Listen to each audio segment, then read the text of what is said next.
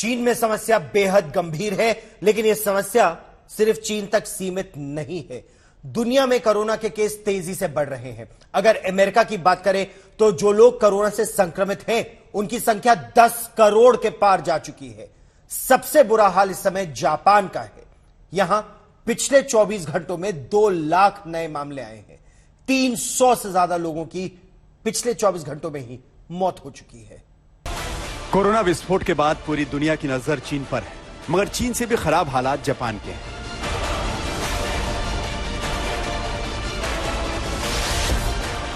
Japan में एक दिन में 2 लाख से ज्यादा नए केस आ रहे हैं।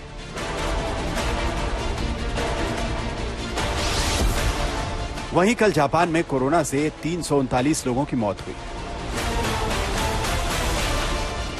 जापान में कोरोना के मामलों में तेजी की वजह पर्यटन को बताया जा रहा है।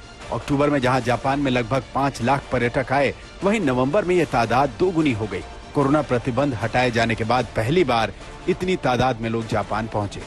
इससे न केवल इन्फेक्शन फैला, बल्कि अब मौत के आंकड़े भी बढ़ रहे हैं।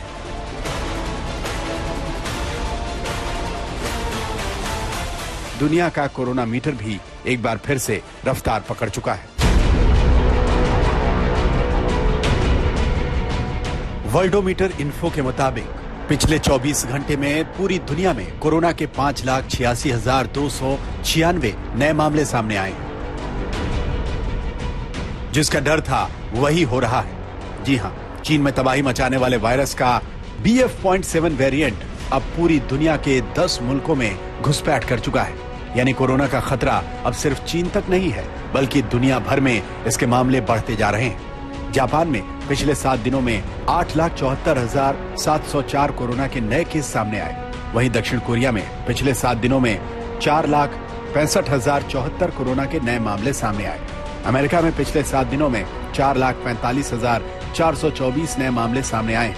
फ्रांस में पिछले 7 दिनों में 3,56,032 मामले सामने आए, जबकि जर्मनी में पिछले 7 दिनों में 2,08,951 मामले सामने आए। ब्राजील की बात करें तो पिछले 7 दिनों में 3,01,293 नए केस सामने आए। इटली में पिछले 7 दिनों में 52,793 कोरोना के केस सामने आए। BF.7 वेरिएंट का पहला केस चीन में इनर मंगोलिया प्रांत में मिला था। अब तक ये virus Bharat, America, UK, Belgium, Germany, France, Denmark समेत कई यूरोपीय देशों में फैल चुका है। अमेरिका में 10 दिसंबर तक कोरोना के नए मामलों में BF.7 वेरिएंट के 5.7% केस थे और आज की तारीख में विस्फोट हो चुका है। Japan, south Korea, America, France जैसे देशों में कोविड से मौतों की संख्या बढ़ी है। कोरोना वर्ल्ड स्पीडोमीटर के आंकड़ों के मुताबिक यूएस में बीते 24 घंटे में 326, फ्रांस में 127, ब्राजील में 197, साउथ कोरिया में 59, जापान में 296, रूस में 59 मौतें दर्ज की गई हैं।